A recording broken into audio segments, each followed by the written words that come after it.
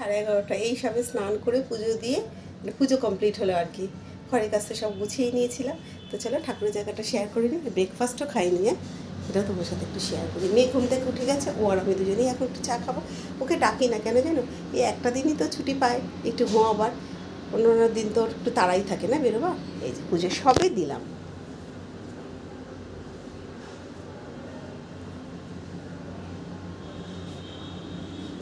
চলো আজকে কি রান্না করবো, মাছ টাছগুলো জানো ধুয়ে রেখে দিয়েই গেছিলাম। এই দেখো দেখাচ্ছি, চাল ভিজিয়ে দিয়েছি, মাছ ধুয়ে দিয়ে নুন হলুদ মাখিয়ে দিয়ে গেছি। করবো আজকে কাতলা মাছ আর নিহারি মাছ।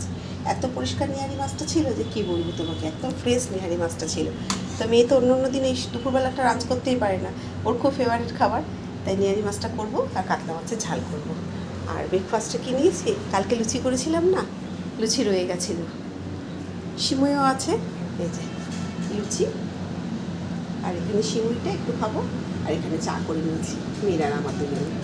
এই হচ্ছে আমাদের সকালের ব্রেকফাস্ট।